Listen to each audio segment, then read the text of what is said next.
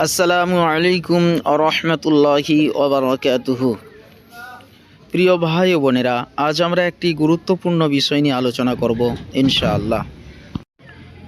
সম্প্রতি বিশ্ব ইজতেমা 2026-এর গেটে লেখা একটি বাক্য নিয়ে ব্যাপক আলোচনা চলছে। বাক্যটি হলো, ধর্ম যার যার, উৎসব সবার। আজ আমরা আবেগ নয়, কুরআন ও সুন্নাহর আলোকে বিষয়টি বোঝার চেষ্টা করব ইনশাআল্লাহ। প্রথমেই প্রশ্ন আসে, ইসলামে ধর্মীয় উৎসবের অবস্থান কি? ইসলাম আমাদেরকে ধর্মীয় স্বাতন্ত্র্য বজায় রাখতে নির্দেশ দেয়।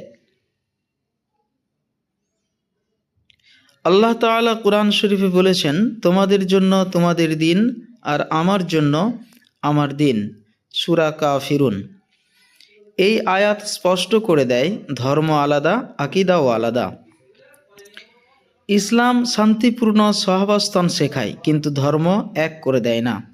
রাসূলুল্লাহ সাল্লাল্লাহু আলাইহি ওয়াসাল্লাম আরও বলেছেন, যে ব্যক্তি যে জাতির অনুকরণ করে সে তাদেরই অন্তর্ভুক্ত। সুনানে আবু দাউদ।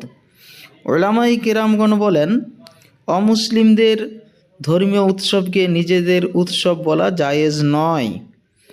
এটি শালীনতার প্রশ্ন নয়, এটি আকীদার প্রশ্ন। উৎসব শব্দটি ধর্মীয় ইবাদতের সঙ্গে জড়িত।